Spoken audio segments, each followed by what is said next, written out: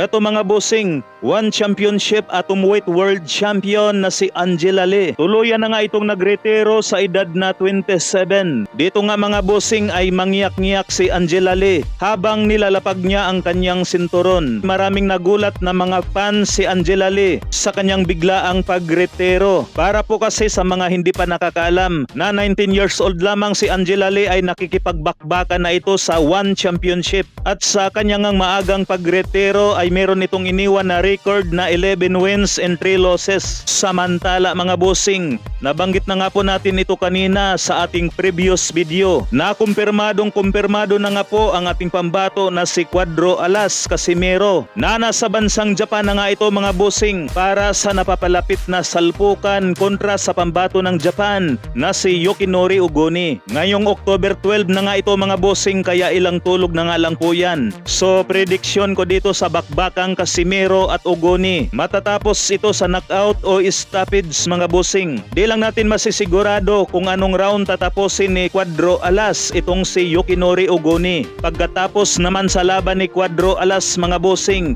ay dediretso na tayo sa salpukang Timsio versus Brian Mendoza. Ngayong October 15 naman ang kanilang salpukan mga bossing. Didepensahan ni Timsio ang kanyang WBO belt sa junior middleweight. May malinis itong si Timsio na 23 wins, 17 KOs, walang talo. Habang ang kanyang makakalaban na si Brian Mendoza, meron nga po itong record na 22 wins, 16 KOs at may 2 talo. So ayan ang ating pwedeng abangan na magbabakbakan ngayong October 12 at 15. Sa kabilang dako naman mga bossing, ating pambato sa Asian Games na si Yomer Marcial. Bigo nga po nitong masungkit ang gintong medalya. Maganda naman ang ipinakita ni Yomer Marcial sa bakbakan mga bossing. Unang round nga po ay nakuha nito ang kalamangan, habang sa second round naman ay nakuha ng kalaban ang kalamangan. Kaso pagdating sa round 3 mga bossing ay halos pareho lang po ang kanilang score. Palibhasa na sa home court tayo ng kalaban, kaya ibinigay ang panalo sa Chinese. Pero hindi na rin masama ang silver na maiuwi ni Yomer Marcial mga bossing.